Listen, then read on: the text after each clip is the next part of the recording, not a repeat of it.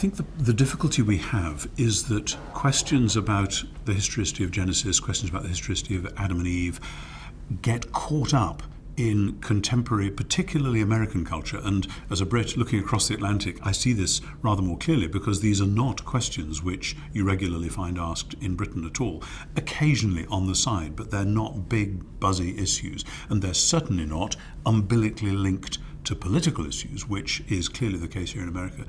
But that then causes all sorts of problems, that people line up the political issues. You've got culture wars going on with the left and the right. You've got big political issues.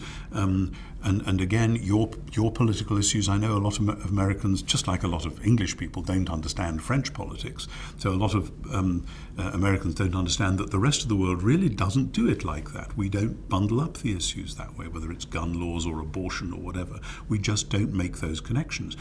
So that then the question of Genesis, history or myth, these words are hooked in to whole great lists of other things, and people are afraid that if you start wobbling about there, oh my goodness, you're going to be denying this, you're going to be affirming that.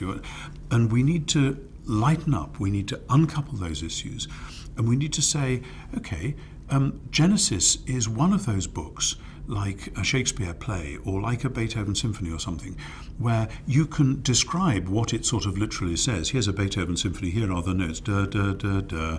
And you think, well, that doesn't actually catch what's going on in this. And you want to use bigger language about the opening of Beethoven's Fifth Symphony. You'll say that this is an amazing statement about the power of empire and the fate of man and goodness knows what. You still got to play the notes. And in the same way, I want to say Genesis 1, 2 and 3 are some of the most explosive chapters. And when anthropologists talk about myth, what they mean is not an untrue story. What they mean is a story which is full of power for how we understand ourselves individually, for how we understand ourselves as a community, for how we understand what the human project is all about, and some of its paradoxes and tragedies and so on.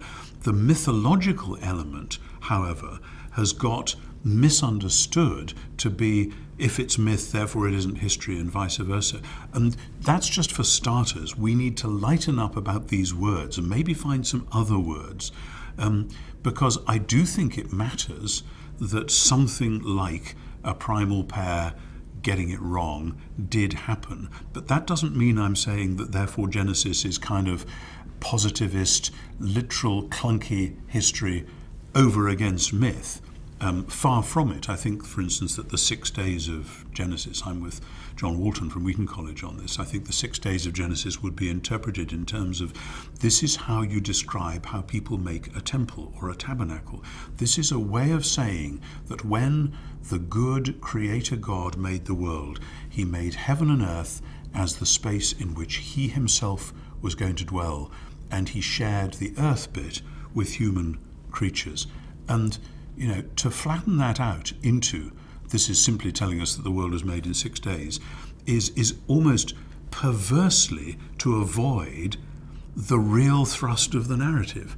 And when I then find that people who say, oh, it must have been made in 6 days, etc., also have a very dualistic view about how one day God is going to throw the present space-time universe in the trash can and leave us all sitting on a cloud playing a harp, I say, clearly you just haven't been reading the same Bible. The meaning of Genesis is that this world was made to be God's abode, God's home, God's dwelling. He's shared it with us, and he now wants to rescue it and redeem it. So that we have to read Genesis for all it's worth, and to say either history or myth is a way of saying, I'm not going to study this text for all it's worth. I'm just going to flatten it out so that it conforms to the cultural questions that my culture today is telling me to ask. And I think that's a form of actually being unfaithful to the text itself.